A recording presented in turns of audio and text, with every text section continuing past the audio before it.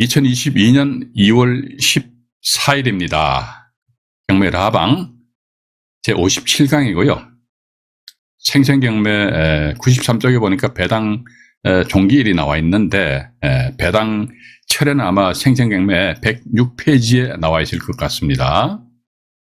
여기 보시면은 배당 요구 철회 이렇게 나와 있잖아요. 그죠? 배당 요구 철회 해가지고 이게 뭐 배당 요구 신청했다가 왜 배당 요구를 왜 철회하냐 이거지.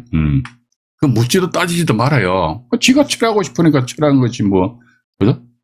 근데 대체적으로 보니까 배당 요구를 했다가 배당 철회를 한다더라 그러면은 뭐 100% 정확한 건 아닌데요. 임차인 본인이 들어가서 낙찰 받으려고. 그런데 임차인이 본인이 입찰 들어가서 낙찰 받는단 말이죠.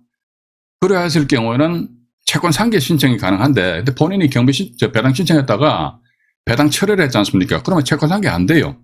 배당 신청해도 제가 배당 안 받겠다고 배당 철회했는데 채권 상계 됩니까? 안 되잖아요. 그죠? 어쨌든 봐가지고 좀 저렴한 금액에 이제 낙찰 받기 위한 것이지 않겠느냐 하는 그런 생각을 가지게 합니다. 그래서 배당 요구 철회해가지고요. 먼저 이제 이게 뭐 대단히 송구스럽습니다만 민사집행법 88조 제2항 막 법조문을 이제 들이대면 제가 이런 걸 싫어해요.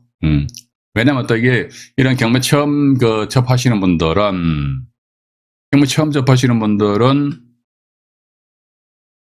안종일이가 말이야 지 잘났다고 막 떠들잖아요. 그죠? 무슨 민사집행법 88조 제2항 저도 법조문 다 못 외워요. 이거 또 막 외우려고 이렇게 하려거든. 외우면 안 됩니다. 그래서 여기 보시게 되면 이제 배당 요구에 따라 가지고 매수인이 낙찰자잖아요. 그죠? 낙찰자. 네, 배당 요구에 따라 가지고 매수인이 잠깐만요. 뭐 또 펜이 또 안 뗐네요. 매수인이 이게 낙찰자입니다. 낙찰자. 배당 요구에 따라 가지고 매수인이 인수하여야 할 부담이 바뀌는 경우 여기 어떤 경우입니까? 대항력 없는 임차인이 있다 이거죠. 뭐 보십시오. 이게 예를 들어 저당권이 설정되어 있는데 저당권 뒤에 전입신고한 임차인이 있다. 이 사람 대항력이 없잖아요. 그죠? 대항력 없는 임차인이 있다면 이 사람이 배당력을 하든지 말든지 얘는 무조건 죽어. 무조건 죽어요. 죽기 때문에 낙찰자가 부담해야 되는 금액이 왔다 갔다 안 해요. 그런데 이 대항력 없는 임차인이 아니고 대항력 있는 임차인입니다. 만약에 A라는 사람이 저당권보다 먼저 이렇게 해서 전입신고를 딱 했단 말이죠. 좀 대항력이 있잖아요. 그죠? 그럼 이 사람이 배당 요구를 하면은 낙찰자 부담하는 금액이 없고, 만약에 이 사람 전세 보던 금액이 한 1억 정도 된다 치자 이거죠. 배당 요구를 안 하면은 낙찰자가 1억을 다 끌어안아야 되고, 이게 인수하여야 할 부담이 바뀌는 경우가 그런 의미입니다. 예, 배당 요구를 한 채권자들, 이 사람 배당 요구를 했어요. 배당 요구를 한 채권자는 배당 요구의 종기가 지난 뒤에는 이를 철회하지 못한다. 즉, 이게 배당 요구 종기일 이후에는 배당 철회를 서류를 제출할 수는 있어요. 그런데 효력은 있다 없다 효력은 없어요. 그럼 우리가 반대로 해석을 하면은 배당 요구 종기가 지난 뒤니까 배당 요구가 지나지 않았으면 철회할 수 있다 없다 할 수 있다. 그렇게 보면 그러니까 우리는 항상 반대 해석을 해야 됩니다. 이게 법조문에서 보면은 요러 했을 경우에는 뭐 하지 못한다. 그러면 요러 한 거 반대로 하면 할 수 있다 이거죠. 그럼 뭐 배당 요구 종기가 지나지 않았다면 어떻게 인수하여야 할 부담이 바뀌는 즉 대항력 있는 임차인이 있는데 이런 철회할 수 있다. 일단 그렇게 우리 시청자 여러분들은 좀 이해를 하시면 되실 것 같아요. 그죠? 하고 이제 다음 페이지 오늘 라방 일자가 2022년 2월 14일이네요. 이거 제가 날짜를 일일이 말씀드리는 것이 앞으로 이 영상물이 제가 안종일 경매TV 채널을 폭발을 시키지 않는 이상은 영상물이 10년이든 20년이든 계속 앞으로 이제 유튜브 상에서 존속될 거 아닙니까? 근데 10년 후에 20년 후에 보니까 이 날짜를 지정 안 하게 되면요 법이 바뀌고 판례가 바뀌고 하다 보니까 그 만약 10년 또 20년 후에 이 영상물을 보시는 분 입장에서 봐가지고 약간 오해를 하실 여지가 있기 때문에 라방 일시를 말씀드리는 것입니다. 자, 그럼 두 번째 보니까 따라서 이해관계인은 배당 요구 종기일까지 조금 전에 말씀 안 드렸습니까? 배당 철회를 할 수 있다. 특히 여기서 이해관계인이라는 것은 뭐 3번에도 나옵니다만은 임차인인데 그 중에 어떤 임차인? 대항력이 있는 임차인입니다. 그죠? 또 두 번째 보니까 최선순위 설정된 전세권이에요. 근데 전세권이 배당 신청에 배당 철회를 한 사례는 지금 제가 못 봤어요. 그래서 아마 오늘 제가 여러분들한테 소개시켜드릴 사례는 뭐 이제 낙찰된 사례들이에요. 낙찰된 사례들인데 이미 그 배당 요구 종기일 이전에 이렇게 배당 처리를 했단 말이죠, 그죠? 그렇게 하게 되면 낙찰자는 임차인의 보증금액이 만약에 2억이다. 2억 전액을 낙찰자 다 인수를 해야 돼요. 그런데 있지 않습니까? 여기 보니까 대항력 있는 임차인이 여기 요 별표를 배당 요구 종기일로 보자 이겁니다. 그럼 배당 요구 종기일 이전에 나 배당 안 받을 거예요. 이 배당 처리를 했단 말이죠. 하고 나서 1차 기일이 이때 잡혔어요. 근데 이날짜 막 입찰 들어간 사람이 있더란 말이죠. 나 도대체 이해가 안 가요. 응? 그죠? 그러니까 이때 대항력 있는 임차인인데 이 사람이 배당 처리를 했다는 것은 그 전에 권리신고의 배당 요구 신청을 했다는 거 아닙니까? 권리신고의 배당 요구 신청을 했다가 나 머리 아파 안 받을 거야. 배당 처리를 했단 말이죠. 그러면은 1차 매각 기일날 떡 하면 이날짜 입찰 들어가면 안 되지. 만약 이 사람 보증금액이 2억이다 그러면 2억이란 금액을 낙찰자가 인수를 해야 되기 때문에 1차 기일을 들어가면 안 돼요. 2차도 들어가면 안 돼요. 한 5차나 6차 기일 한참 후에 들어가야 된다. 근데 이날짜 막 들어가더라고. 들어가서 빡 해가지고 입찰 보증금 10% 빡 내고 그냥 의학 해가지고 몰수당해버리고. 그래서 보니까 참 이게 경매 사건에 있어가지고 그래서 우리 시청자 여러분들 아니십니까? 그런 실수를 아이고 나는 알기 때문에 나 그런 실수를 안 범해. 그렇게 장담하시면 안 됩니다. 사람이라는 게 잘못하면 실수하는 그런 경우도 없잖아요. 있어요. 눈에 마가 끼는 것이 콩깍지가 끼인단 말이죠. 그죠? 이러다 보면 때로는 봐서 실수할 수도 있어요. 봐가지고. 그렇기 때문에 안종의 경매TV에서 매주 월수금 20시에 라이브 방송으로 안종현이 잡소리 안 하잖아요. 헛된 소리 안 합니다. 있는 그대로 고지것대로 얘기해요. 사기칠 필요도 없고, 그죠? 요 라이브 방송만 본방 사수하시든지, 본방 사수하시기 뭐 하시다 그러면, 재방송 뭐 다시 보시든지 말이죠. 그렇게 해가지고 여러분들 스스로 내공을 써하시면 된다니까요. 제가 항상 말씀드리는데, 법원 경매 이거, 고등수학 푸는 거 아닙니다. 간단해요, 봐가지고. 우리 경매 정보지를 보니까 말이죠. 또 이제 이런 유튜브 상에서 다른 분들이 촬영한 경매 영상물을 보면 말이죠. 아주 야시시한 그런 물건들 막 그 대상으로 해서 물건 분석해놨거든요. 근데 그런 물건 아니십니까? 솔직히. 저 같은 경우는 안종현 네가 한번 들어가봐라. 저도 상당히 주도 면밀하게 접근한단 말이죠. 때는 봐가지고, 이건 좀 까칠스럽게 모르겠는데, 그럼 저거 입찰 안 들어가요, 제가. 왜 그 입찰 들어갑니까? 차라리 10번 떨어지더라도 아파트 들어가면 낫지. 그죠? 아파트 들어가가지고 입찰 들어가서 떨어진다. 그래서 저는 그전에도 이런 말씀을 드렸습니다. 뭐냐면 한 20년 전만 하더라도요. 20년 전이니까 2000년대 초반쯤 되겠죠. 그죠? 그때만 하더라도 경매 이거 전업을 해서 먹고 살 수 있었던 시절이었습니다. 근데 지금은요. 언론도 없어요. 와가지고. 아시잖아요. 경매 법정 가보시면요. 아까도 말씀 안 드렸습니까? 오늘 이제 성남 지원에서 실제 낙찰된 사건인데 보니까 137%에 낙찰돼 버렸어요. 1차 감정가 10억 4천만 원인데 낙찰 금액이 14억이 됐습니다. 30명이 들어왔다. 30명이 들어왔으면 그 중에서 한 명만 빼고 29명이 에이 하면서 이제 오늘 이제 집으로들 가셨을 거 아닙니까? 그만큼 낙찰받기 어렵다니까요.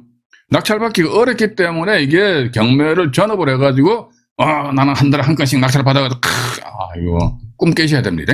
현실은 그게 절대로 그게 아니라는 거. 그죠?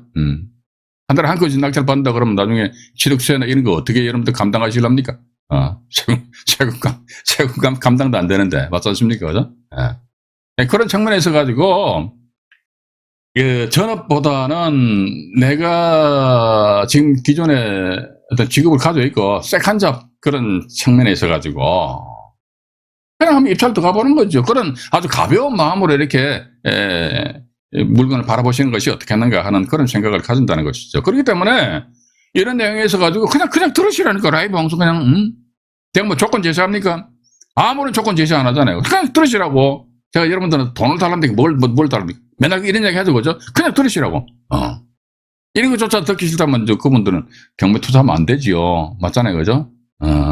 봐가지고 글쎄요, 제가 볼 때는 뭐 남의 다른 분들이 영상물 촬영한 것을 해가지고 비판을 하면 좀 제가 좀 쏙 좁은 사람 될 것 같습니다만은 이 기존에 그 뭐 진행 중인 물건이나 아니면 낙찰된 물건이 돼가지고 어떤 건 뭐 조회수가 뭐 10만 건, 20만 건 되더라고요. 저도 그런 거 참 부러워요, 솔직히. 영상물 한 건 해가지고 한 10만 건 올라온다 그러면요. 와, 그 채널 유튜브로부터 한 달에 꽤 많은 짭짤한 그 돈을 배정을 받는다고. 근데 가만히 보면 과연 저런 걸 들어가지고 내가 투자를 함으로 인해서 수익을 챙길 수가 있을까? 라는 그런 의문이 들어요, 의문이. 그죠? 그래서 일단, 저는 항상 제 원칙입니다. 봐가지고 일단 기본에 충실하십시오. 충실하시고, 물건은, 경상도 사투리래요. 천지 빼가리입니다. 쎄비려서 아주 뭐 1년에 보통 뭐 20만 건 이상 뭐 나오잖아요. 정확한 통계치는 없습니다만은 나오기 때문에 그래서 여러분들이 내공을 찬찬히 다지신 이후에 봐가지고 내가 그 물건에 대해서 입찰 들어가서 낙찰 받는다 했을 적에 과연 그걸 어떤 용도로 내가 들어가서 낙찰 받는 얘기지. 단지 말이지 가격이 싸다는 그런 측면에서 한번 들어간다. 그 절대로 저걸 하시면 안 됩니다. 한 건을 입찰하시더라도 이게 말 그대로 전공법을 해가 똑바로 하셔야지. 이거 가격 싼 맛이 한번 들어가 보지. 뭐 이런 식으로 마인드를 가지고는 좀 문제가 있다. 저는 그렇게 보고 있고요. 또 쓸데없는 말씀 드렸습니다. 대단히 죄송합니다. 자, 그 다음에 보니까 이제 세 번째가 그러하기에 이렇게 나오죠. 그러하기에 대항력 있는 임차인 조금 전에 말씀드렸잖아요. 또는 선순위 전세권자의 움직임을 찬찬히 관찰해야 됩니다. 눈이 안 보이면 돋보기, 제가 지금 현재 안경이 돋보기입니다. 눈이 안 보여. 그럼 돋보기 끼면 되잖아요. 돋보기 안경. 돋보기 안경 껴도 안 보여. 그럼 돋보기 이따만 큰 거 있잖아요. 저도 지금 여기 돋보기 있어요. 보여드릴게요. 이게 돋보기잖아, 돋보기. 이거 보아요, 이렇게. 보면 되잖아. 보면 뭐지. 법원에서 잠깐 작성한 문건 접수 송달 내역을 보시면, 그런 법원에서 그런 문건 서류를 왜 작성했을까요? 투자자들 그런 거 보시고 나름대로 판단해서 투자를 하든지 말든지 이렇게 그런 의미에서 서류를 작성한 거 아닙니까? 그 법원에서 폼으로 작성했습니까? 그건 아니에요. 감정평가서 아니십니까? 감정평가서 이것도 여러분 찬찬히 잘 보셔야 됩니다. 특히 이제 그 일반 주택 같은 게 단독주택 같은 경우는요 제시외 건물 있거든요. 제시외 건물하니까 부합물, 종물, 뭐 독립물 이렇게 나갑니다. 그럼 제시외 건물 내역이 뭐냐? 여기에 대해서 정확하게 나름대로 물론 이제 경매정보지상에 표시되어 있습니다만 감정평가서 보시고 다음에 또 법원에서 작성한 뭡니까? 현황조사서 있잖아요. 집행관이 현장 나가가지고 임차인 띵동 눌러가지고 당신 얼마요 보증금 이런 거 서류 작성한 거 아니었습니까? 그것도 찬찬히 보셔야 돼요. 또 하나 더 뭐 봐야 됩니까? 매각 물건 맹세 더 찬찬히 잘 보셔야 됩니다. 그렇게 보시면 그냥 된다니까요. 근데 맨날 뻑뻑하면 그냥 뭡니까, 에벨리 해가지고 입찰 보증 몇백만 원, 몇천만 원, 에벨리, 7릴리, 8릴리 해가지고,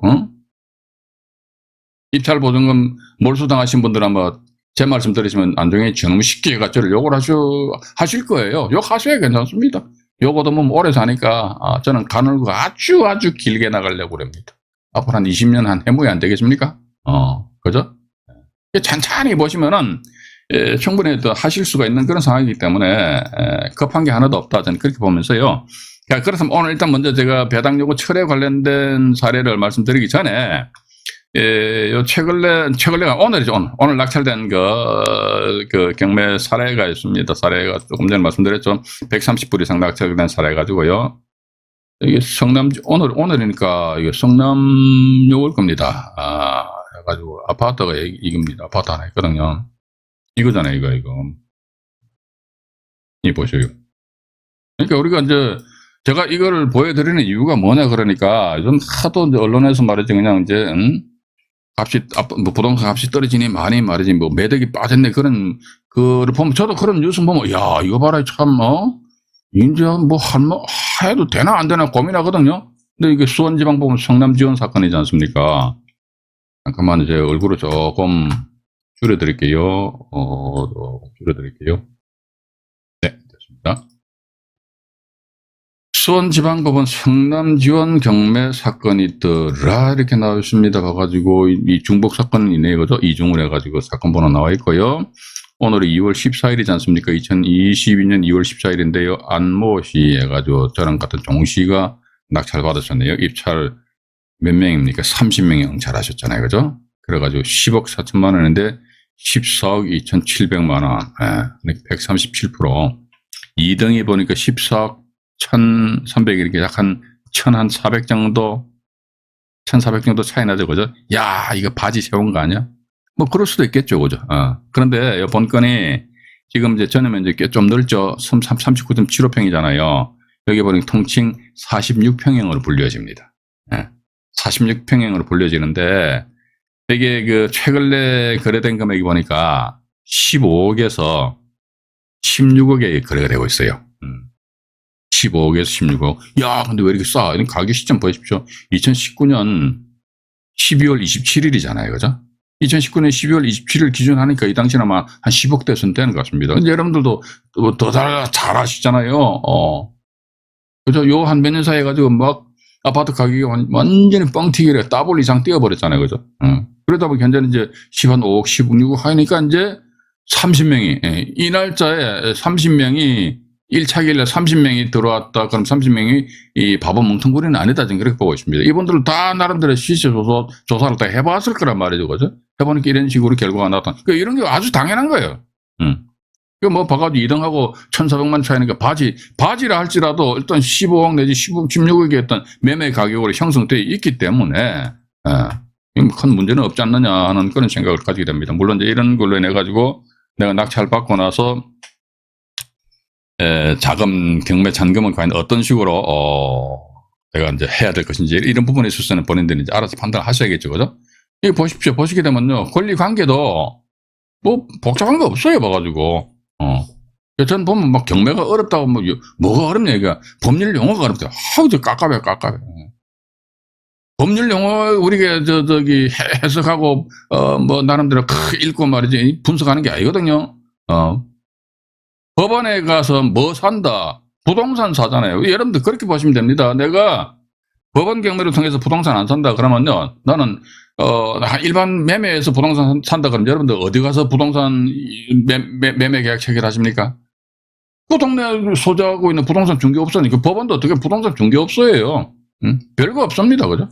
별거 없고 그래서 보니까 여기 뭐 건조당권 뭐 또 설정되어 있고 그다음에 임의경매 이렇게 뭐 뚜건 이렇게 뭐 돼 있네 봐가지고 그거 보니까 우리은행 같습니다. 우리은행 또 1순위 저당권자 경매 신청했기 때문에 어떤 뭐 무익녀가 민사재법 102조 무익녀에 의한 뭐 매각 불허가라든지 그런 거 날 여지는 없고 근데 여기 하나 조금 걸리는 게 관리비 미납 금액이 없다가 나와 있거든요. 관리비 근데 그 집주인 입장에서 봐가지고 이게 경매로 소유권 넘어간다 들어가면 아이고 이판사판 공사판이잖아요. 관리비 에이 내다버려 봐가 어떤 데는 관리비 2천만 원 이상 밀린 데도 있어요. 근데 가만 보면 말이죠. 이게 저당권 설정 금액이 3억, 2억에 6억에다가 10억에다가 13억에다가 12억 같으면 얼마입니까? 25억에다가 아이고 5억 같으면 어지간히 많이 뺐었다 그죠? 30억에다가 아이고 30억인데 현재 본건의 매매 금액이 15억이다. 제가 만약에 이 물건의 소유자다 그러면은요. 그냥 만세를 불러버릴 수도 있을 것 같지 않느냐 하는 그런 생각을 가지게 하는 물건이거든요. 일단 뭐 그냥 권리 분석 그냥 하시면 돼요. 봐가지고 근데 내가 자금이 좀 딸려. 그럼 빌라 하세요. 빌라. 아니면 또 오피스텔 좀 하시던지. 이렇게 하셔가지고 일단 이게 하시되 제 생각으로는요. 가능하면 선순위 뭐 대항력 있는 임차인이 이 건 같은 경우 소유자가 거주하고 있는데 선순위에 대항력 있는 임차인이 있다. 근데 그 사람이 과연 얼마를 배당받아 가는지 그거만 배당표 작성만 똑소리나게 하면 되잖아요. 그죠? 그래서 오히려 그런 물건을 여러분들이 투자 타깃으로 삼으시는 것이 어떻겠는가. 물론 뭐 그렇습니다. 지방에 뭐 토지 이런 걸 또 전문을 해가지고 또 입찰하시는 분들도 계시대요. 뭐 각자 자기네들 어떤 특성이 있지 않습니까? 각자 뭐 자기 어떤 전공 분야가 있기 때문에 내가 자신 있는 분야 한번 입찰 들어가면 되는 것이죠. 뭐 단지 누가 카드라 통신에 의해서 야 이거 돈 된다 카드라 그러니까 들어가고 말이죠. 그거는 좀 안 된다. 그리고 제가 나중에 말이죠. 이게 관련 부분은 가처분인데, 가처분 분 그때 가가지고 이제 요 사례를 아마 여러분들한테 한번 말씀드리려고 합니다. 이게 깜짝 놀라실 거예요. 봐가지고. 토지인데요, 토지. 예, 토지인데, 최선순위에 가처분이 되어 있습니다. 가처분. 최선순위예요. 그것도 보니까, 가처분의 그 피보등 권리가 보니까, 소유권 이전, 청구권 피보등 권리라는 가처분이에요. 어디야 뭐 제3자가 무슨 강제격리 신청을 하였는지 이렇게 되단 말이죠. 그럼 이게 선순위 가처분 해가지고 어쨌든 소매하는데 인수가든 특히 소유권과 관련된 것이니까 이게 경매가 넘어왔으니까 누가 이제 들어가서 막 낙찰을 받았었던 모양입니다. 이게 낙찰인데 아마 4명인가 5명이 들어갔는데 그중에서 한 명이 이 사건도 제가 몰랐는데 이 한 명이 뭐냐면 그 당시 옛날에 저 다음 카페 그 당시에 그 오프라인 제가 강의할 적에 그 기수는 몇 개인지 모르겠어요. 근데 그 기수의 회장님이었어요. 여성분이었습니다. 이분이 낙찰 받았어요. 그러고 나서 어느 해인가 저 사무실 와가지고 자랑 삼아 저한테 이야기를 하시더라고. 낙찰 받아가지고 낙찰 받았는데요. 예를 들어 금액이 한 10억에 낙찰 받았잖아요. 그죠? 10억에 낙찰 받았으면 이게 결국은 나중에 얼마? 40억에 팔고 나와버렸어요. 근데 여기 가처분은 보니까 소유권 이전 청구권 가처분이지 않습니까? 이런 경우 뭐 이 가처분은 인수가 됨에도 불구하고 가처분은 이게 허당인 그런 사례였습니다. 근데 이게 어떻게 유튜브상에서 어떤 분이 얼핏 이야기를 하시더라고. 이야기하시면서 보다 자세한 내용은 나중에 오픈하겠습니다. 아마 1년 전에 제가 들었는데 지금까지 오픈을 안 하고 있어요. 와가지고 이거 제가 나중에 오픈해 드릴게요. 여러분들 한번 생각해 보십시오. 물론 이분들이 10억에 낙찰 받아가지고 40억에 이 사람들한테 되팔았어요. 아니 무슨 소리 하는 거야. 가처분 선순위 인수가 되는데 요거는 인수가 안 되기 효력이 가처분은 가처분인데 봐가지고 이게 효력이 이게 가처분 효력이 없는 그런 가처분이 있어요. 10억에 팔아 40억이 한 4년 정도 걸렸대요. 4년. 근데 봐가지고 30억 차이 생겼잖아요. 그죠? 그래서 이제 이런 부분에 있어서도 제가 여러분들한테 앞으로 조곤조곤 이제 뭐 말씀 다 드린다고 그러잖아요. 말씀 다 드릴 테니까 천천히 뭐 안중에는 같이 한번 가보자 이게. 그러나서 이제 코로나가 이제 종식되면은 번개를 때리면 되잖아요. 그죠? 오늘 비가 오니까 막걸리 별로 안 좋아해요. 소주가 좋아요. 부대찌개 소주 한잔 하시다가 카페에다 번개 때리는 거지 뭐. 오늘 천상 집에 들어갈 때 소주 한번 사들고 가야겠는데 안 되겠는데. 평택 지원이 2021 타경에 46958 여기 있네. 46958 해가지고 이것도 아마 오늘 낙찰되었을 거예요. 낙찰됐는데 이것도 보시게 되면은 잠깐만요. 전원 면적이 53.693제곱미터거든요. 이게 이제 22평형으로 분류해집니다. 오늘 2022년 2월 14일 오늘이잖아요. 그죠? 입찰 당일 이렇게 나와 있네요. 11명이 들어왔잖아요. 그죠? 9,400인데 1억 2,689만 9천원이잖아요. 135%거든요. 근데 제가 어디 다른 영상물에서도 말씀드린 것으로 기억이 납니다만은 낙찰가율입니다. 135% 같으면 우와 100%가 넘어버리네. 이거 신경 쓰지 말아요. 이거는 아무런 의미가 없어. 근데 간혹가다 일반 신문이나 이런 데 보면 말이죠. 요즘 아파트 평균 낙찰가율이 100%를 상회하고 사람들은 경자도 모르는 사람들은 우와 경매 싼 줄로 알고 들어왔는데 100%가 넘어버리네. 경매 안 해야겠지. 그런 마인드 가지면 안 됩니다. 이건 뭐냐 이게. 여러분들 보십시오. 이게 가격 시점이 2021년 작년 9월 달이란 말이죠. 작년 9월 달이 현재 오늘이 2022년 2월 14일이잖아요. 그죠? 1차 감정가 9,400이지 않습니까? 낙찰가 1억 2,600, 한 1억 2,700 정도 보자 이거죠. 근데 매매 가격이 이분 같은 경우는 상당히 거의 매매 가격에 근접하는 금액으로 입찰하신 것 같아요. 매매 금액이 현재 1억 3천에서 1억 4천만 원.